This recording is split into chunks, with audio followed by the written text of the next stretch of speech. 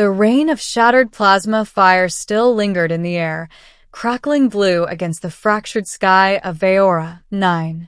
The battlefield was quiet now, eerily quiet. The armies had retreated, leaving only smoke, ash, and silence in their wake. I was a scavenger by trade, though scavenger was too polite a word for it. Some called us vultures. We sifted through the wreckage after war passed through, pulling anything of value. Tech scraps, medpacks, sometimes even weapons if they weren't too scorched. That's when I found her.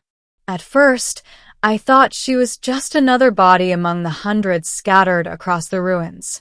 The armor was strange, sleek, silver-toned with crystalline inlays that pulsed faintly like veins of light. It wasn't human. I crouched beside her, brushing ash from her faceplate. Through the cracked visor, I could see pale lavender skin and eyes shut as though in uneasy sleep. Alien. Female. And, against all odds, still alive. Her chest rose and fell faintly beneath the ruined armor. I hesitated. Humans didn't usually help her kind. The war had made sure of that.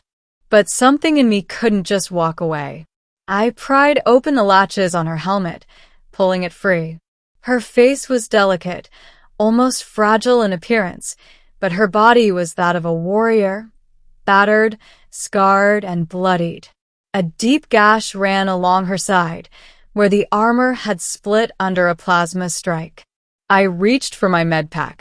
As I pressed the sealant patch against her wound, her eyes fluttered open. They were luminous, an unnatural mix of silver and violet. For a moment, I thought she would strike at me. Instead, she whispered words in broken standard, her voice soft yet filled with strange certainty. "I knew you were alive." I froze. She looked directly at me, as though she had been waiting. The connection.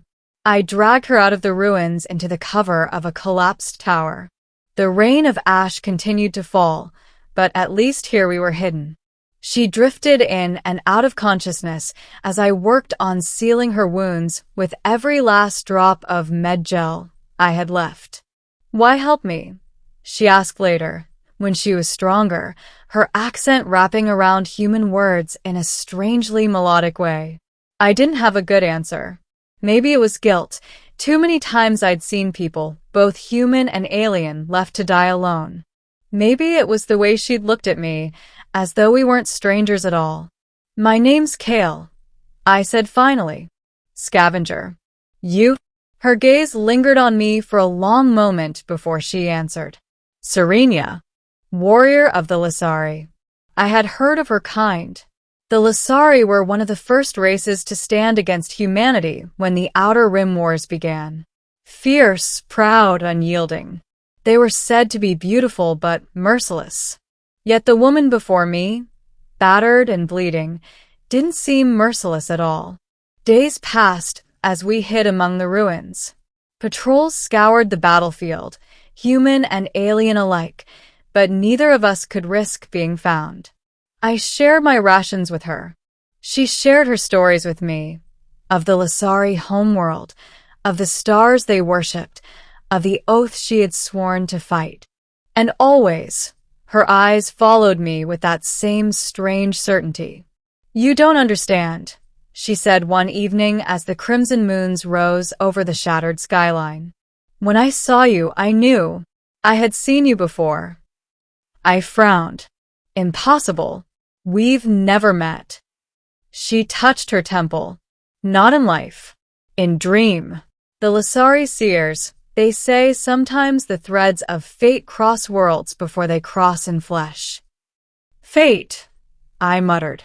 I don't believe in fate. But even as I said it, I remembered the way she had whispered, "I knew you were alive" the moment she opened her eyes. Rising conflict. It couldn't last. On the 5th day, the Scavenger Guild sent a signal. One of our own had spotted me carrying contraband. That meant her. To them, an alien warrior was worth more dead than alive.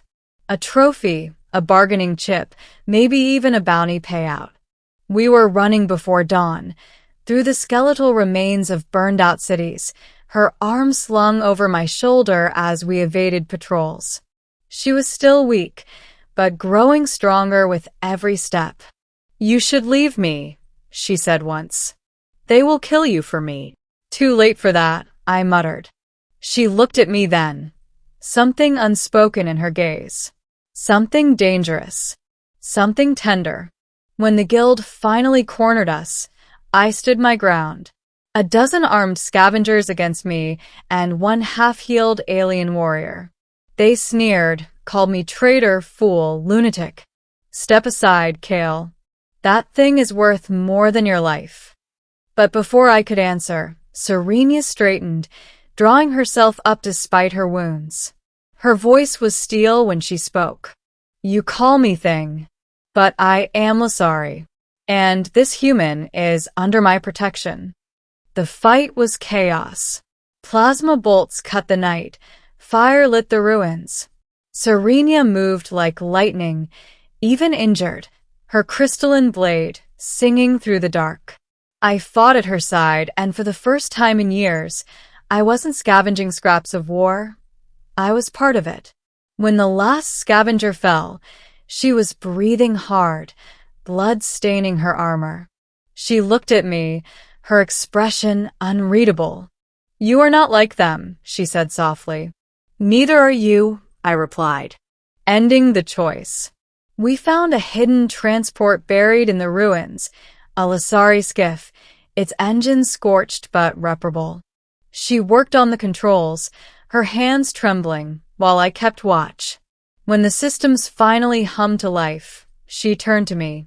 "You can still walk away, Kale. If you come with me, you will be hunted by your own people." I stared at the rising flames on the horizon, at the world torn apart by hatred and war. I thought of the moment I found her unconscious, of the first words she had spoken to me. "I knew you were alive." I stepped onto the skiff beside her. Her eyes widened, and for the first time, Serenia smiled. Not the smile of a warrior, but of someone who had found something she thought lost. "Then it was true," she whispered. "You are alive, not just flesh, but soul. You are the one I saw." As the skiff lifted into the burning sky, I realized something. I had spent my whole life scavenging the remains of other people's battles, surviving in the cracks of a broken galaxy. But with her, I wasn't surviving anymore. I was living. And maybe, just maybe, fate was real after all.